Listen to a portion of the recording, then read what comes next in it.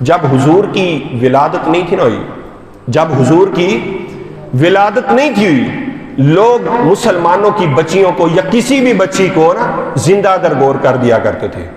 اگر کسی ماں کے ہاں بیٹا پیدا ہوتا، دنیا والے سے فخر سے کہتے، دنیا والے فخر سے کہتے او بھائی آج ہمارے گھر بیٹا پیدا ہوا ہے۔ جب بیٹی پیدا ہوتی وہ منہ چھپاتے پھرتے، بیٹی پیدا ہوتے تو منہ چھپاتے پھرتے، وقت گزرے تو ہم اپنی بیٹی کو جب بڑے ہونے کے ساتھ اس کو دفن کر رہے ہیں۔ اب ایک حدیث مبارک ہے، ایک شخص اللہ نے اس کو بیٹی دی اسلام سے پہلے، تو وہ بیٹی کو اس نے وہ سرکار کو اپنی رودات سنا رہی ہے، حدیث مبارک ہے باقاعدہ، کہا یا رسول اللہ بیٹی رب نے مجھے دی، بیٹی دینے کے بعد وہ جوان ہوئی، جوان ہونے لگی تو میں نے اس بیٹی کو کہا آجا تجھے میں اپنے نان کے لے کر جاؤں۔ وہ بیٹی کو اس کے نان کے لے گئے، رستے میں گیا تو ایک وہ چٹیل میدان آتا، اس نے ادھر سے گڑھا کھودا، بیٹی کہتی ہے کہ بیٹا ابا جان، بیٹی کہتی ہے ابا جان آپ یہ کیوں محنت کر رہے ہیں؟ کہا بیٹا ٹھہر جا۔ اب بیٹی نے باپ نے گڑھا کھودا، بیٹی کو اندر دبا دیا۔ اب دیکھیں اس زمانے میں جو بیٹی پیدا ہوتی تھی اس کو زندہ دفن کر دیا جاتا تھا، جو بیٹی پیدا ہوتی تھی اس کو مار دیا جاتا تھا، بیٹیوں سے نفرت کی جاتی تھی۔ ارے آج کی بیٹیوں کو یاد رکھنا چاہیے، اگر تجھے کسی ماں کا رتبہ ملا تو کملی والے کے صدقے ملا، اگر تجھے بہن کا رتبہ ملا تو کملی والے کے صدقے ملا۔ اگر حضور نہ آتے تیرا پھر وہی حال ہونا تھا کہ جب تو نے پیدا ہونا تھا تجھے زندہ دبا دیا جانا تھا، جب تو نے پیدا ہونا تھا تجھے لونڈی بنا دیا جانا تھا۔ اگر دنیا والا سنو، آج بیٹی کو کوئی رتبہ ملا ہے تو مصطفیٰ کے قدموں کی وجہ سے ملا ہے۔ ارے آج وہ وقت یاد کرو جب کوئی باپ بوڑھا ہو جاتا، جب اس کا باپ بوڑھا ہو جاتا، جس طرح تقسیم میں جائیداد ہوتی اس طرح باپ کی بھی تقسیم ہوتی۔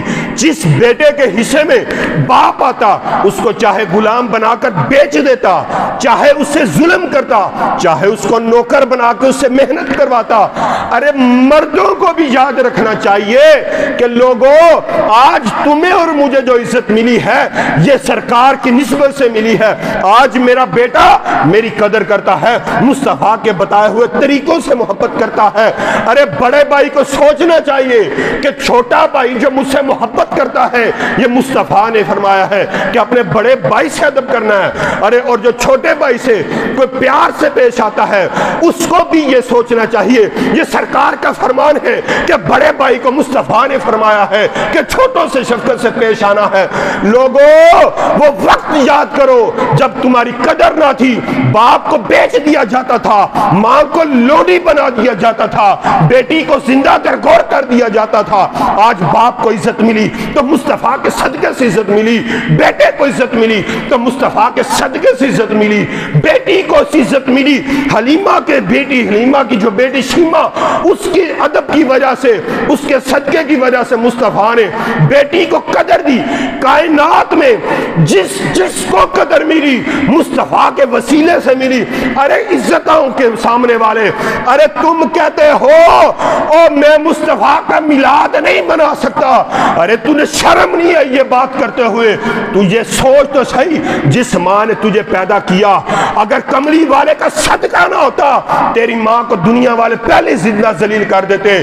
ارے تجھے جو بیٹی ملی، ارے جو کائنات کے مالک کے صدقے ملی، ارے تجھے جو مقام ملا وہ مصطفیٰ کے صدقے ملا۔ تو جب تیری عقل تھوڑی سی پروان چڑھنے لگی تو کہتا ہے میں حضور کا میلاد کیوں مناؤں؟ تو پھر کہتا ہے میں حضور کی شانیں کیوں بیان کروں؟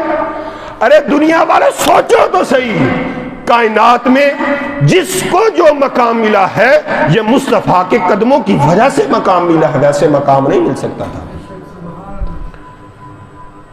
کائنات میں اگر ماں کو عزت ملی، ماں کے قدموں میں جنت رکھی، یہ مصطفیٰ کے قدموں کی خیرات ملی۔ باپ کو جنت کی کنجی بنایا گیا تو تو مصطفیٰ کے قدموں کی وجہ سے بنایا گیا، بہن کو عزت ملی تو مصطفیٰ کی وجہ سے ملا۔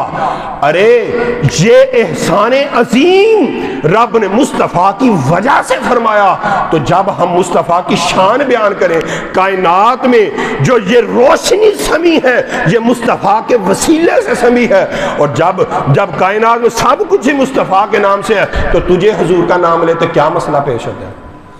شاعر تو کہتا ہے خیمہ افلاک کا استادہ اسی نام سے ہے، نبض ہستی تپش مادہ اسی نام سے ہے۔ شاعر کہتا ہے کہ کائنات کا جو نظام چل رہا ہے مصطفیٰ کی بدولت چل رہا ہے۔ کافی صاحب فرماتے ہیں کوئی گل باقی رہے گا نہ چمن رہ جائے گا، پر رسول اللہ کا دین حسن رہ جائے گا۔ ہم سفیر و باغ میں ہے کوئی دم کا چہچہا، اور یہ بلبلیں اڑ جائیں گی سونا چمن رہ جائے گا۔ جو پڑے گا صاحب لولاک کے اوپر درود، آگ سے محفوظ اس کا تن بدن رہ جائے گا۔ جو پڑے گا صاحب لولاک کے اوپر درود، آگ سے محفوظ اس کا تن بدن رہ جائے گا۔ ارے دنیا والوں تمہیں سمجھنا چاہیے آگ سے بھی بچنا ہے تو مصطفیٰ کا سہارا لینا ہوگا، ورنہ تو بچ نہیں سکتا۔ تو کائنات میں یہ جو ساری رنگینیاں ہیں یہ حضور کا صدقہ ہے۔ کائنات میں جتنی رونقیں ہیں، یہ جتنا ایک سٹیٹس برقرار ہے مصطفیٰ کے قدموں کی وجہ سے مل رہا ہے۔ رب نے مجھے کان دیے، اب آپ بات سمجھیے گا ذرا، بڑی بات سمجھانے لگا ہوں۔ کان دیے، رب نے یہ نہیں کہا کہ میں نے تم پہ احسان کیا۔ رب نے دل دیا، یہ نہیں کہا میں نے تم پہ احسان کیا۔ رب نے دماغ دیا، یہ نہیں کہا کہ میں نے تم پہ احسان کیا۔ اب یہ کتنے فنکشن ہیں، آپ ایک گھٹنے کی بات کر لیں، گوڈا، اگر ایک گھٹنا آپ ڈلوانے جاؤ 6 سے 8 لاکھ روپیہ مختلف ہاسپٹل کی پرائز ہے، اور انسان میں کتنے گھٹنے ہیں؟ 2 گھٹنے ہیں، ٹخنے کی قیمت علیحدہ ہے۔ دماغ ہے نا، جو جب انسان کو فالج ہوتا ہے نا، ایک فریکشن آف سیکنڈ کے لیے، سیکنڈ کے بھی کئی حصے آپ اس کو تقسیم کر لیں، تھوڑی سی آکسیجن کی سپلائی کٹتی ہے تو انسان کی انگلیاں، ہاتھ، بازو، ٹانگیں، دماغ کام کرنا بند کر دیتی ہیں۔ کیوں؟ اس کا جواب آتا ہے کہ ہمیں چند سیکنڈ کے لیے دماغ کو آکسیجن نہیں ملی، اس کی وجہ سے ہم ہاسپٹل پہنچ گئے۔ جب لاکھوں روپے لگتے ہیں نا، پھر سمجھ آتی ہے رب دا کڈا بڑا کرم ہے ساڈے تے۔ رب نے بے شمار نعمتیں دیں، سورت رحمان میں 31 مرتبہ فرمایا تم اپنے رب کی کون کون سی نعمتوں کو جٹلاؤ گے۔ ہزاروں نعمتیں دینے کے بعد رب نے احسان نہیں جٹلایا، مگر جب مصطفیٰ کو دیا کہا دنیا والوں میں نے تم پہ احسان کیا۔ دنیا والوں کو پتہ چل جائے کہ عام چیز تمہاری طرف نہیں بھیج رہا، خاص چیز بھیج رہا ہوں۔